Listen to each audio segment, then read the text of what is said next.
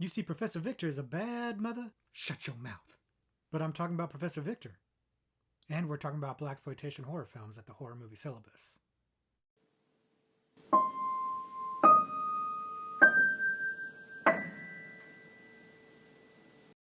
Hey everybody, welcome to the horror movie Syllabus. My name is Professor Victor, and I'll be your host as we go through all of the essential, noteworthy, interesting, and notorious modern horror films. If you're new to the horror movie Syllabus, I recommend that you check out our introduction video. There's a link to that in the description below, and it'll give you a pretty good breakdown as to what the horror movie Syllabus is all about. In short, what we're going to do is take a look at a particular subgenre of horror and then explore three particular representatives of that subgenre. Today, what we're talking about is Blaxploitation horror films. And Blaxploitation as a subgenre is something that you maybe need a little bit of historical context in order to fully understand. Blaxploitation as a term is actually a portmanteau of the word black and the word exploitation, smushed together. And it's referring to black cinema versions of exploitation movies. Exploitation films, for those of you that aren't familiar, are basically movies that explore a certain niche genre and kind of exploit trends or things that are popular at the time, fads. And they usually have a lot of lurid or graphic content, both in terms of sex and violence. And that's basically, in a nutshell, what constitutes an exploitation film. They originated in the 1970s, and they generally persist to this day, although their heyday has kind of passed. Blaxploitation is basically the exact same thing, but with a predominantly black cast. The protagonist in Blaxploitation films is almost always black, and the struggle or the conflict in the movie is usually the black characters rising up against the man or fighting oppression. That's oftentimes the theme in Blaxploitation films. In Blaxploitation horror, which is kind of a subgenre of Blaxploitation, and also a subgenre of horror, it's the same kind of themes, generally black protagonists and generally a struggle against oppression or against the man or against systemic racism, things like that, and just kind of folded into a horror pastiche or a horror theme, if you will. And the movies that we're going to look at today will reflect this idea. Now, Blaxploitation, like exploitation, had its heyday in the 1970s. It originated in the early 70s. And many people would argue that Blaxploitation has pretty much died out with the coming of the 80s. But that's not really true. If you look at it from a pure definition standpoint, you see Blaxploitation horror films to this day. And some of the movies that we'll look at today are much more modern than the ones that are predominantly known in the 70s. So you're seeing that the subgenre persists, but it really did have its heyday back then, and now you get a lot more sophisticated black horror films, movies like Get Out, for example, movies that are a little bit more less exploitive and more kind of, I don't want to say the word mainstream, but I guess that's kind of what I mean. Made with a little bit more of a mainstream sensibility and a little less lurid and a little less trendy or kind of capturing current trends and things like that, and a little bit more standalone. So I'd say that black horror cinema as a whole is on the upswing in terms of evolving or just kind of solidifying itself as just solid cinema and not so much exploitation. But the exploitation aspect of black cinema persists. Blaxploitation persists. It still exists, and it's still good. It's the kind of movie, Blaxploitation, that you're either into or you're not. They're a lot of fun, but you have to understand, especially in the time of the 70s, they're low budget. They're made for a specific audience, and they're not super deep, and they're oftentimes not really well made.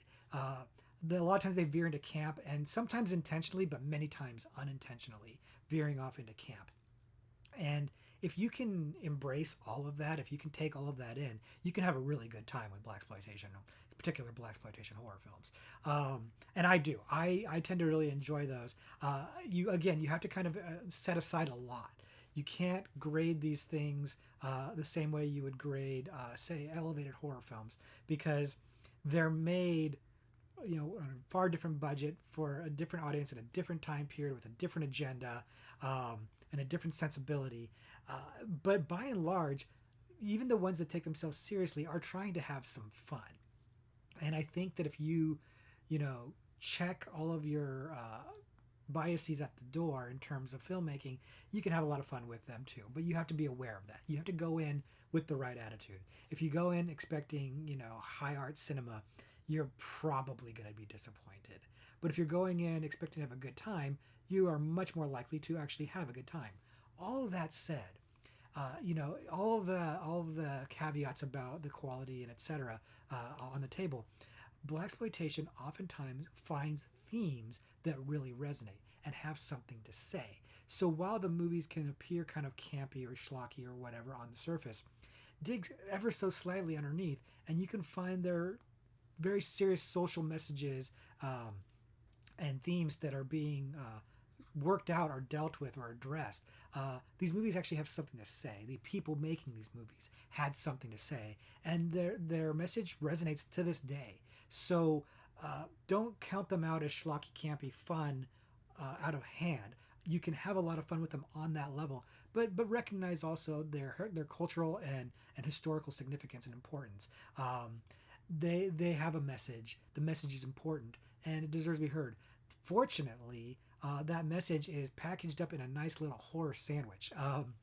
Terrible metaphor, I know, but the the fun of the movie is enhanced for a horror fan because a lot of the times they're taking well-known horror tropes or horror stories and just kind of uh, dovetailing or integrating the black experience into that to wonderful effect, in my opinion. I think it winds up working out really, really well, and I appreciate the ingenuity or inventiveness of taking the black experience and taking what is oftentimes a predominantly white horror trope and kind of blending them together into something that is very, very familiar and yet somewhat fresh and new at the same time. So there's a lot to appreciate about blaxploitation horror, and I enjoy it. I have a lot of fun with it, even though I recognize the peaks and valleys. There's a lot of clunkers out there, but there's some really good quality ones as well. We're going to probably be talking a little bit about both today. So, in the discussion for today's movies of this particular subgenre, we are organizing them as we usually do into categories of undergraduate, graduate, and postgraduate level. And in this case, we're just going to go ahead and make them chronological order because I think that's the simplest thing for us to do today. So, these are in chronological order, but let's go ahead and get right into these because these are some pretty solid blaxploitation horror films.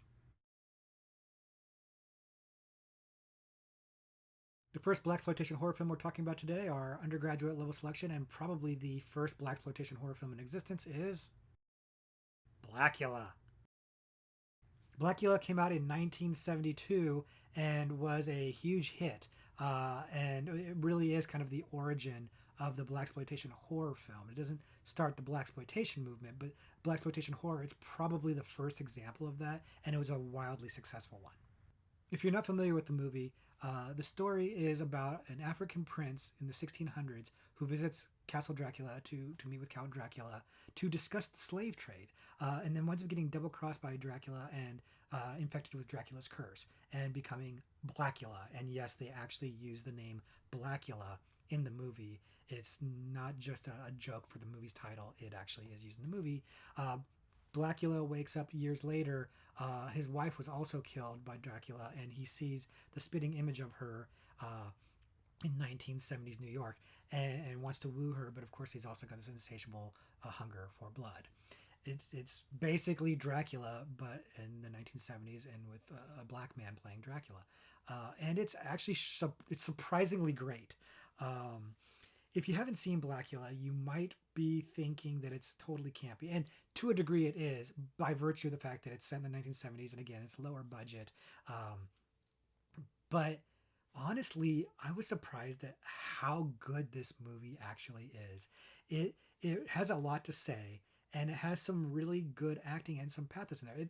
It's mostly playing it straight. Again, you can't help but feel a little campy when it comes to some like the action scenes and some of the special effects because they just don't have the money to make it look as good as you'd like it to look.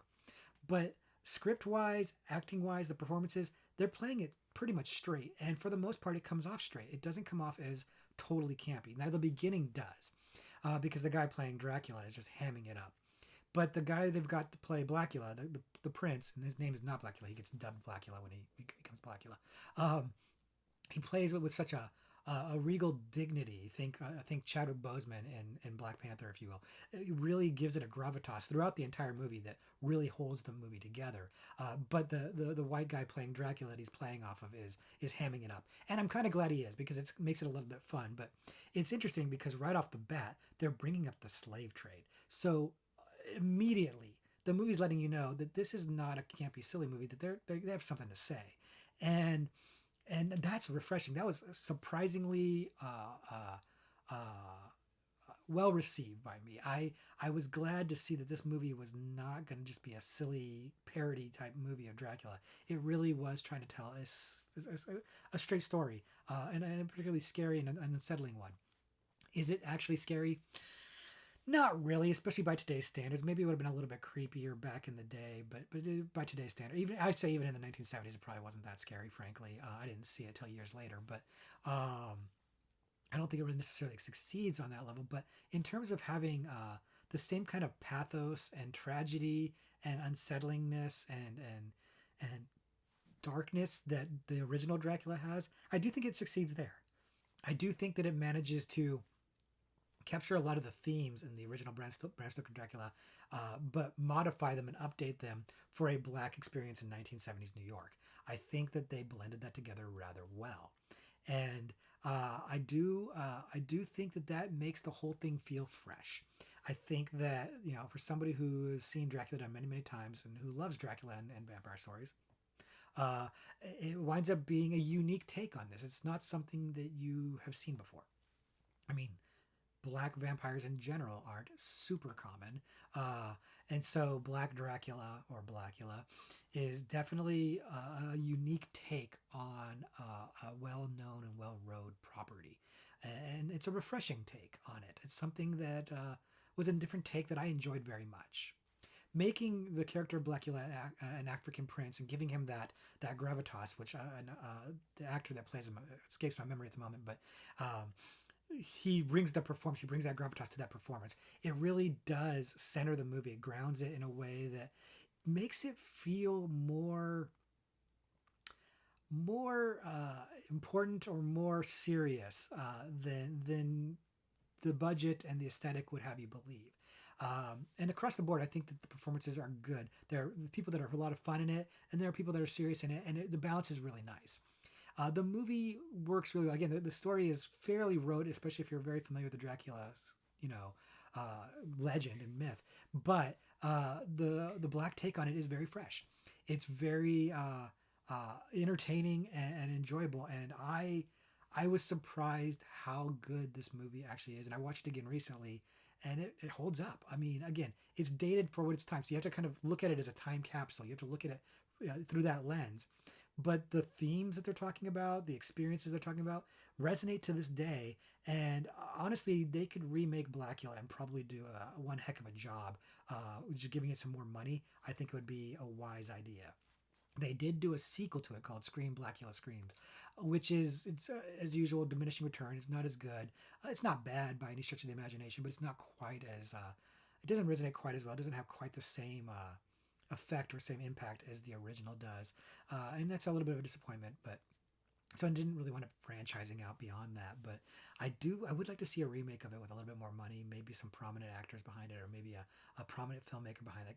Where's Spike Lee to remake this movie? I think that would be a fantastic thing to do. Maybe people just have the assumption that it is campy. The name is kind of a silly name, but the movie, don't be fooled by the name. The movie is really quite good. If you haven't seen it, check it out and see for yourself if you agree that the movie is a cut above what you're expecting it to be, and that's a welcome surprise. So if you haven't seen it, check it out. Let me know what you think. The second movie we're talking about today, our graduate level movie, is Sugar Hill. Now, Sugar Hill came out in 1974, and it has a reputation for being one of the quintessential or high level mark Blaxploitation horror films. If you look at a list of best Blaxploitation horror films, Sugar Hill is usually on that list, and for good reason. It's a very well made and very interesting movie.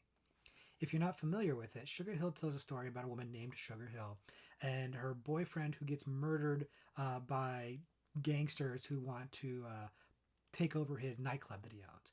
The nightclub gets left to her, so they're trying to buy it from her. Meanwhile, she's more interested in revenge, so she seeks out a voodoo priestess to help raise zombie armies to battle this mob that is trying to take over the club, and so she can exact some revenge for her murdered boyfriend.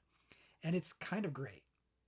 It's again, like most of the Blaxploitation movies of the time, it's underfunded. It doesn't have the budget to do things as well as it would like, and so as a result, feels a little bit campy in that regards. But again, it's a movie that's playing it a little bit on the straight side. It's not trying to be tongue in cheek. It's not trying to be funny. It's trying to tell a really compelling story about a white gangster trying to take over a black owned company and force the black man out of this business, and using violence, resorting to violence to do that. It also, interestingly, has black people aligned with this white gangster. So the race relation stuff is really intriguing. What's happening there, and seeing kind of like the black on black crime. The messages being sent in this movie are fascinating, and again, resonate to this day. They make a lot of sense. So there's a lot to unpack in Sugar Hill. But one of the things that I really like about it is that the movie is using the classic voodoo zombie as opposed to what I'll refer to as like the Romero style zombie. George Romero's Night of the Living Dead comes out in the 1960s, so it actually comes out before Sugar Hill. But the Romero zombie, as it would take over the zombie subgenre of horror, and we will talk about this one day. It's a certain kind of zombie that generally has absolutely nothing to do with voodoo. There's usually some other cause for the zombie outbreak. But the origins of the zombie come from Haitian voodoo, and the early depictions in horror cinema of zombies usually tied it back to voodoo, for better or for worse. Sugar Hill goes with the voodoo style zombie, and I love that stuff. We've talked about it a little bit before. We talked about it in when we talked about Serpent of the Rainbow, for example. I do really enjoy like voodoo zombie mythology, and Sugar Hill does a really good job with that. It has the voodoo prince in there who is absolutely fantastic. He's a great character, and that's the guy that I wish they would have spun off into a franchise, because he is great. If you're familiar with like the New Orleans style voodoo legend stuff like that, this character is fantastic. He's chewing up scenery. He's menacing, but also really funny. And he's a big part of why Sugar Hill works. The other part being the one playing Sugar Hill is fantastic. In fact, the acting for the most part is pretty much good to great all around. This movie is a classic revenge story with racial undertones under it, and just a lot of pathos and sadness of romance gone wrong, cut short by violence.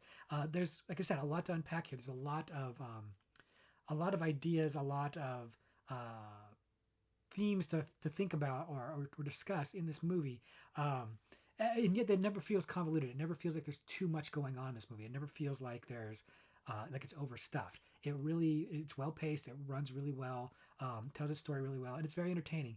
Again, is it scary? Maybe a little bit more scary than Blacula, but it's not.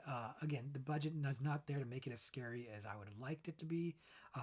Another one that maybe would benefit a bit from being remade, but it is well liked and well regarded, and again, for good reason. It's a well-made movie. It has a lot to say, and it says it well, and it's entertaining. And the budget constraints shouldn't hold you back from enjoying this movie. It's really a lot of fun. It's also rather poignant. It's got a good balance and blend of being just a fun horror ride and a message movie, but never ever feeling heavy-handed or anything like that. So again, if you haven't seen this one, check it out and let us know what you think. And the last movie that we're talking about today, the postgraduate level selection, is Tales from the Hood. Tales from the Hood came out in 1995, and right off the bat, you can see that it's a much more modern entry into this subgenre than the last two entries that we just discussed. And it does illustrate that the subgenre is persisting. The movie, if you aren't familiar with it, is it's an anthology with the built around the framework of a couple of gangster kids who wind up crashing into this mortuary, and they come across this very mysterious funeral director. And he tells them various stories about the bodies that are in the mortuary and how they came to be there.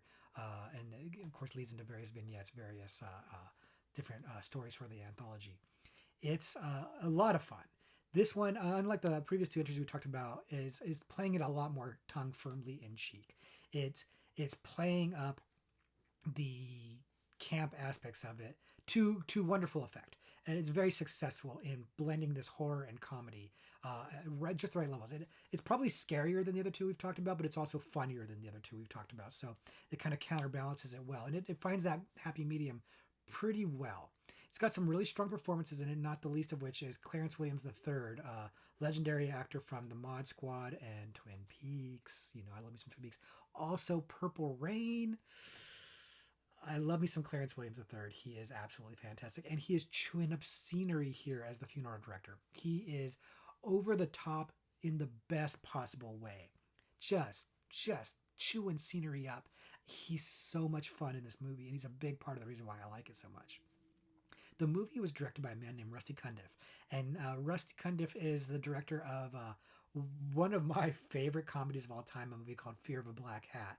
And if my friends are watching this video right now, they're probably not because they hate horror movies. But if they are, they're cringing right now because they all hate this movie. I made them watch it at a movie night that we all got together for, and they all hated it. And I'm still not over that because I stand by this movie as being hilarious. It's basically Spinal Tap, but about rap groups, and it's really, really funny. But I'm getting way off topic. Rusty Cundiff is very funny in that movie. He's got a good sense of comic timing, comic delivery, both as an actor and as a director.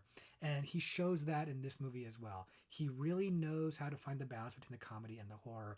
He casts caricatures, but he gives them just enough to make them a little more fleshed out than the actual, than just a caricature, which is a perfect blend. They're not so deep that they're actual characters that you really, really get invested in, because that's not the point. But they're also not just so surface level that you don't care about them at all and you forget about them. They're somewhere in between, and it's a sweet spot that works really, really well.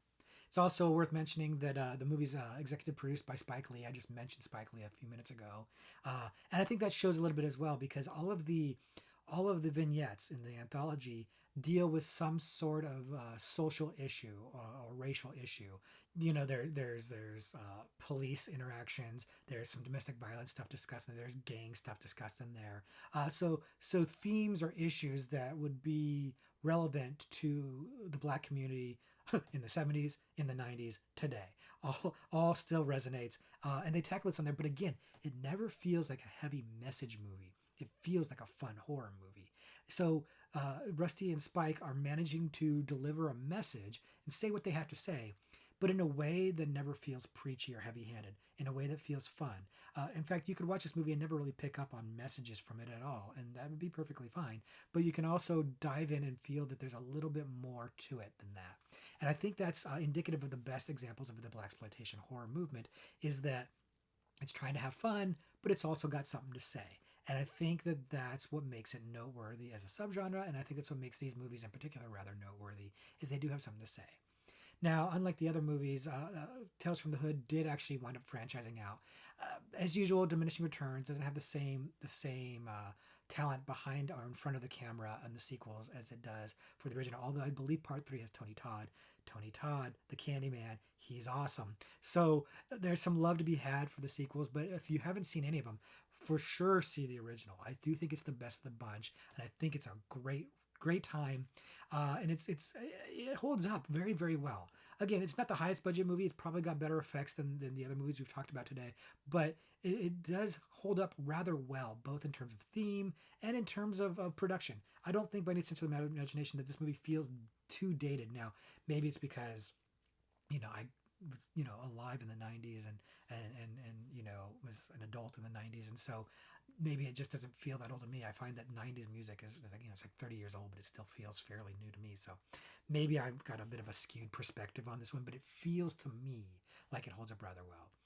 If you haven't seen it, check it out. Let me know if you agree, if you think it holds up rather well, if you think it's horribly dated and cheesy and whatnot. I'd like to hear if there's a different opinion on this than mine, but I think the movie's really good. I think the movie's really fun, and I definitely think it's worth a watch.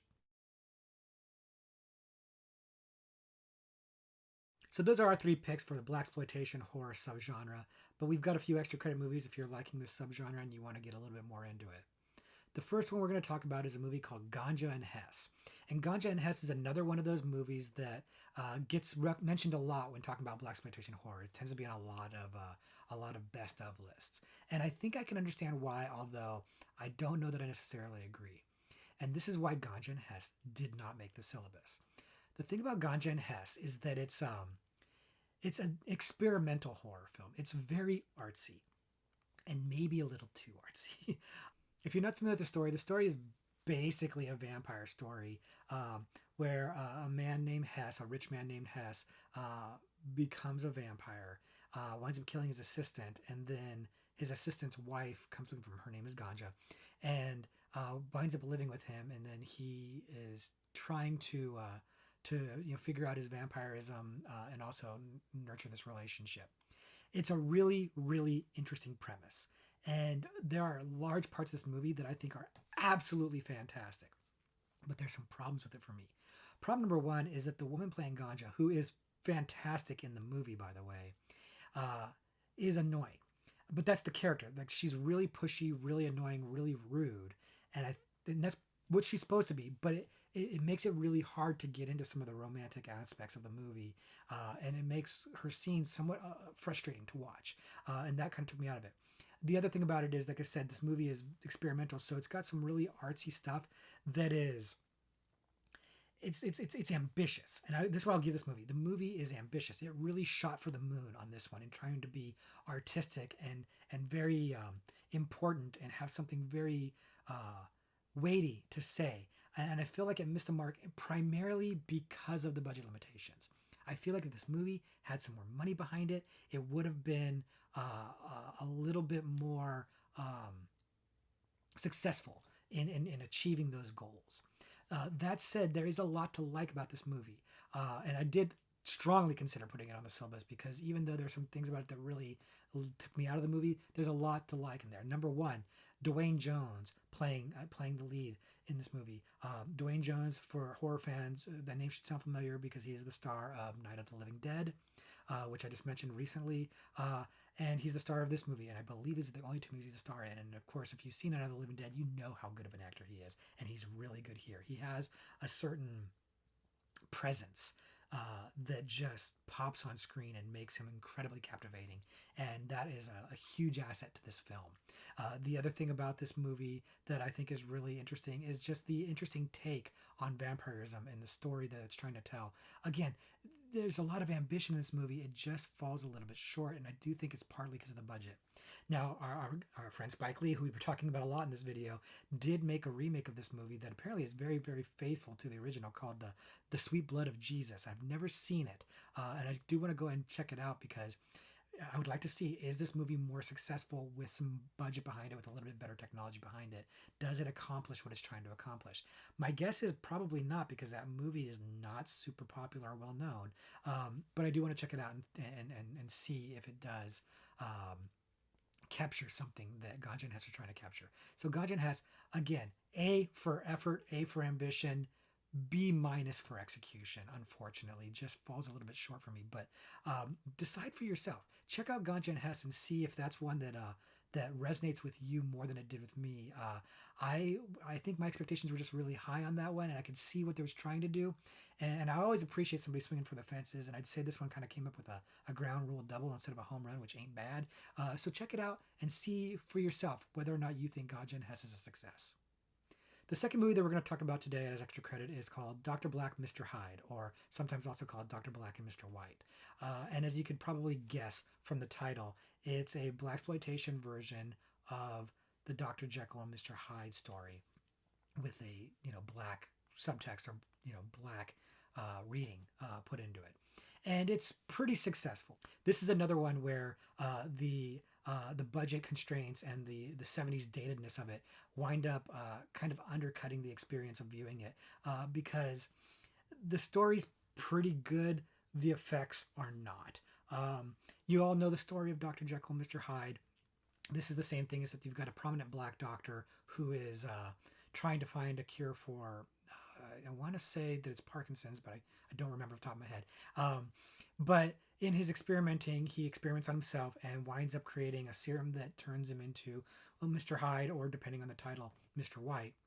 And that's probably because he turns white when he becomes the unbridled Mr. Hyde, the beast, if you will. And he winds up getting obsessed with this prostitute who he's using to try to help him with his experiments. And he starts lashing out at various things when he's Mr. Hyde, and he winds up getting really, really obsessed. Basically, a lot of the Jekyll and Hyde story tropes, but folded into an inner city black experience from the 1970s. It takes place in Watts, and it features the Watts Towers pretty prominently. That's interesting because towards the end of the movie, and again, I don't want to spoil things too much, but I guess I kind of am by telling you this. The movie kind of goes into kind of a King Kong homage, which has a lot of interesting racial implications if you think about it. The idea of King Kong, giant ape, and a black man, but he's also white. There's a whole lot going on in there in terms of racial issues to unpack. Once again, a fun horror take on some serious issues. Again, the reason why it doesn't completely connect or completely work is budgetary. The effects are pretty poor.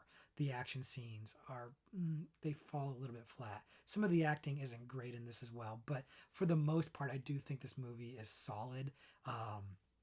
Another one that I wish had more money or was going to get a remake and maybe have a little bit more success in telling the story that it wants to tell, but it's definitely worth checking out. So if you're enjoying horror, Blaxploitation horror, definitely check out this one. And the last extra credit movie that we're going to talk about today is Bones.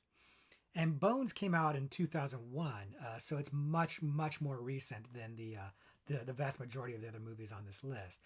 But again, shows that blaxploitation horror persists. If you haven't seen it, Bones stars famous rapper Snoop Dogg as a gangster from back in the day who gets murdered, but whose spirit gets awoken by a group of kids who are opening up a nightclub in an abandoned house where Bones, Snoop Dogg's character, has been murdered and buried. And it is a tremendous amount of fun. Not unlike Tales from the Hood, Bones knows what it is. It's blaxploitation in a modern setting, so it's got better effects, but it's got its tongue-in-cheek. It's trying to be funny, but it's also trying to be scary. Is it truly scary? Debatable. It's got some pretty freaky scenes in it, but for the most part, it's probably leaning a little bit more into the fun than it is into the horror, but it is nailing the fun. And it also has a fantastic cast. Snoop Dogg is Snoop Dogg, right? He plays himself pretty much always, but it fits extremely well in Bones. He is made for this role. He's perfect for it. It also has Pam Grier, blaxploitation legend Pam Grier, who is also an exceptional actress. And if you don't believe me, watch Jackie Brown or watch The L Word. Exceptional actress.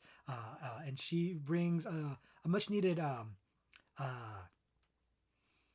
validation to this movie by being in it, because she is like I said, a blaxploitation icon, a black icon in black cinema, and so she validates this movie by her presence being in there. But a couple of the other actors are in it too that are excellent. Catherine Isabelle, who I'd forgotten was in this movie because it's one of her early films. Catherine Isabelle, one of my favorite scream queens. Unfortunately, doesn't get a lot to do in this movie, but any movie she's in, she elevates always.